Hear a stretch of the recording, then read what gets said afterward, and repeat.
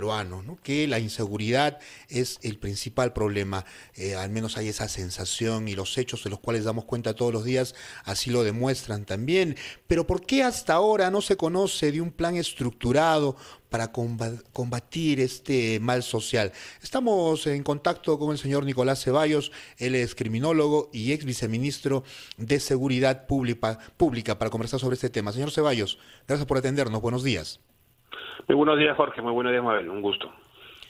Sí, a ver, ¿por qué pasan todos estos, digamos, hechos delictivos, la inseguridad, y no parecemos nunca a tener, digamos, una planificación al respecto? Por ejemplo, nuestra compañera Diana Falcón nos va a contar en estos momentos, y le pido que por favor nos acompañe el señor Ceballos para que nos dé cuenta sobre la historia de esta ciudadana que ha sido víctima y tiene un familiar, bueno, que haya sufrido un robo. Nos va a contar a Diana Falcón. ¿Cómo estás, Diana? Buenos días. Jorge, ¿cómo está? Muy buenos días, directo en directo. Me apuntaron en la cabeza en la puerta de casa, se llevaron mi celular, se llevaron mi cartera, no me siento seguro. Han sido respuestas que RPP ha recibido hace pocos minutos de parte de limeños cuando les consultamos si alguna vez fueron víctimas de robos.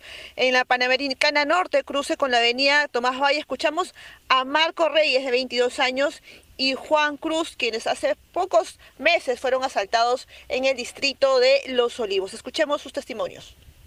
Yo caminaba al frente de la Municipalidad de Los Olivos. Ajá. Y se me acercaron tres tipos, los cuales estaban parados afuera de un restaurante. Me acorralaron un círculo y me amenazaron con un objeto punzante. ¿Un objeto punzante? Sí, me lograron robar simplemente mi celular. ¿Se siente seguro cuando camina en las calles? Sinceramente no. Siempre. Termino de hablar por teléfono. Ajá. Y una mototaxi viene por atrás, baja un tipo con una pistola y me pone la pistola en la cabeza y me la arranca el teléfono. Luego corre y sube a la moto y se dan a a mi familia también lo ha ocurrido. Por ejemplo, a mi novia también le robaron el teléfono en la puerta de su casa con moto. ¿Esto en qué distrito fue? En Los Olivos. Y es que, como indicaba, según un informe del Instituto Nacional de Estadística e Informática, en coordinación con el Ministerio de Economía y Finanzas, el robo de celulares, carteras y dinero son delitos más recurrentes en el Perú. Las cifras de enero a junio del 2022 que maneja el INEI señalan que 6 de cada 100 personas fueron víctimas de robo de celulares, carteras y también dinero en efectivo. Atención con lo siguiente, los adolescentes de 15 años son un grupo vulnerable para estos asaltantes. Directo en directo, RPP Noticias. Muy bien, acabamos entonces de escuchar a nuestra compañera Diana Falcón. De hecho, nuestro invitado Nicolás Ceballos, ex viceministro de Seguridad Pública, también lo acaba de escuchar. Esto sucede todos los días, ¿no? Y lamentablemente le sucede en muchas ocasiones a los que menos tienen, quienes se encuentran más vulnerables. A ver, ¿cuál es la solución que el gobierno puede dar de manera inmediata? ¿Se avisora alguna o no es el tema en estos momentos? No es algo que esté en agenda. ¿Qué es lo que hemos visto? Ni siquiera digo en los últimos meses, porque lo que hemos visto en los últimos meses son puros cambios de ministros en las últimas semanas. Sí, bueno, efectivamente se hace notorio que no está el tema con claridad en la agenda. Sin embargo, las historias que usted nos ha contado hace unos momentos, Diana, se suman a muchas más en la ciudad de Lima y en el país. O sea, hemos hecho información que tenemos nosotros de OCIPTEL, por ejemplo, nos dice que el año pasado, el 2021, se han reportado como perdidos o robados 1.5 millones de teléfonos celulares. Es un número importantísimo, porque hablamos de que al día se pierden aproximadamente 7.000 celulares, entre perdidos y robados. Y como tú bien dices, Mabel, el problema principal aquí está en que quienes más sufren son los que menos tienen. O sea, recuperar un teléfono móvil le toma a una persona en sectores DIE entre 4 a 8 meses poder contar con el recurso para poder comprarse un nuevo teléfono. Lamentablemente, a la fecha, lo que hemos visto, como también bien señalas, son muchos cambios pero muy pocas estrategias concretas para poder responder a estos problemas. Estrategias que deberían aterrizar en, por ejemplo, los espacios donde se venden los teléfonos celulares robados, donde se reparan, donde se incluso clonan. Esos espacios son conocidos, principalmente se encuentran en centros comerciales, muchos de ellos formales, con lo cual también se requiere un concurso activo de las municipalidades. Entonces, por ahí es un punto de partida por el cual se puede uno ir iniciando una estrategia de trabajo con esos temas, ¿no?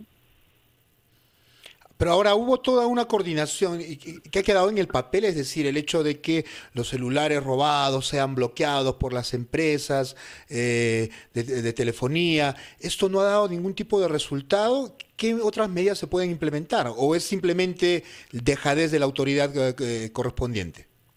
Lo que pasa es que eso es un punto que puede ser muy útil siempre y cuando sea parte de una estrategia más completa. No basta solamente con que el celular robado sea registrado y después sea bloqueado. ¿Por qué? Porque si se permite, por ejemplo, el ingreso de equipos que permiten el desbloqueo de esos teléfonos o la clonación de emails, la clonación de tarjetas SIM, ese registro es poco útil. Les pongo un ejemplo muy claro. Hace unas semanas a un familiar mío también le robaron el teléfono, lo bloqueó dos veces, y en dos oportunidades tuvo que volver a bloquearlo nuevamente porque lo habían desbloqueado y habían hecho pedidos y habían accedido incluso a sus cuentas bancarias.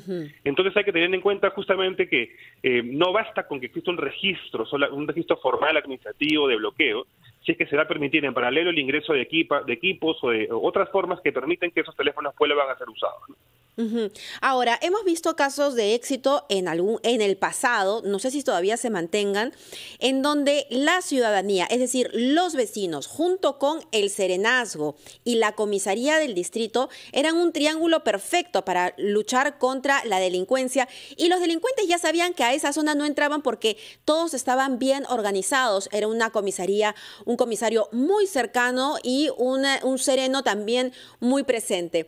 ¿Por qué no es que se han continuado replicando este tipo de casos exitosos en otros distritos? Porque lamentablemente las comisarías siguen siendo, y con el perdón del término, el patito feo de la labor policial. Y eso es un gran problema, porque la comisaría más bien debería ser el buque insignia, la punta de lanza del trabajo policial con la comunidad. Y el trabajo cercano, además, con las municipalidades debería ser lo prioritario en esta estrategia de trabajo con la policía, lógica de seguridad ciudadana y seguridad local. Lamentablemente, las condiciones en las que trabajan las comisarías es bastante precaria. La policía hace lo que puede, y los ejemplos que tú narras son ejemplos que son básicamente de la buena voluntad del comisario de turno en el momento, pero no es una política sostenida porque no cuentan con recursos para poder llevar a cabo esas labores. Entonces, ese es el gran problema que tenemos, que no estamos entendiendo que la comisaría es y debería ser lo más pronto posible la principal estrategia de trabajo de la policía frente a la seguridad. Pero tenemos comisarías en diferentes ciudades del país, en zonas incluso no rurales, en zonas céntricas, y le hablo desde Arequipa, donde hay puestos de auxilio y demás, donde los policías llenan los partes, las denuncias a mano, otros lo hacen con máquinas de escribir. En todo caso, ¿hasta qué punto se podría implementar esas comisarías? Es decir, ministro del Interior que ingresa indica vamos a mejorar la infraestructura y vamos a darle mayores herramientas a la policía, pero eso se queda en la promesa, ciertamente. Sí, efectivamente, y también el problema está en que no hay un serio problema de saneamiento legal de los locales de las comisarías. Muy pocas están en condiciones legales, ni siquiera físicas, legales para poder hacer obra, infraestructura, mejoras.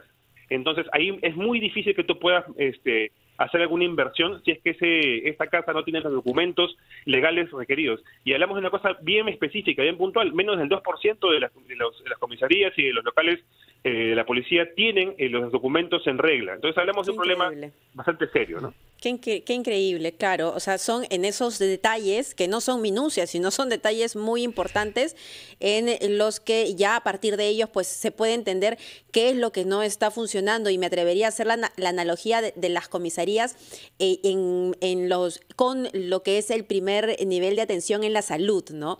Es decir, es el primer contacto, es ahí donde tienen que sentirse acogidos los ciudadanos para solucionar en una primera instancia todos sus problemas. Sin embargo, no no le estamos dando el apoyo suficiente. Creo que eso es sumamente importante. Un comisario comprometido con sus vecinos, un comisario que conoce cuáles son las esquinas en donde se cometen delitos y conoce también quiénes son los delincuentes, porque estos son habituales, los mismos vecinos saben quiénes rondan. Me refiero a los delincuentes que roban las carteras, que roban los celulares, que están ahí cogoteando. Se sabe quiénes son. Y lamentablemente hay otro aspecto, y ya para terminar, señor Ceballos, la legislación. Porque como no hay denuncias contra estos criminales que roban celulares, ¿no? No se acumulan las denuncias, los capturan, los metes 24 horas al calabozo y salen para seguir delinquiendo en otra esquina. Sí, efectivamente, ese es un enorme problema, ¿no? Pero yo quiero volver un poco al punto anterior sobre saneamiento legal. Es un asunto básicamente de gestión. Y como hemos mencionado ya en veces anteriores, es imposible manejar asuntos de gestión con tantos cambios tan recurrentes. Sí, pues. Y si sumas a eso la legislación, ocurre lo mismo. Cada que llega un nuevo ministro, cada que llega un nuevo viceministro, cada que llega un nuevo funcionario, asume nuevamente la responsabilidad con una idea nueva de cómo enfrentar esos problemas. Entonces, bajo esa lógica, es muy difícil que pueda tener una normativa mucho más estructurada, mucho más funcional, mucho más eficiente, con tantos cambios tan seguidos, ¿no? Eso es inmanejable. Realmente. Bien, señor Nicolás Ceballos, muchas gracias por atendernos esta mañana. Muy buenos días. Gracias a ustedes. Bien, Nicolás Ceballos, criminólogo y ex viceministro de Seguridad Pública.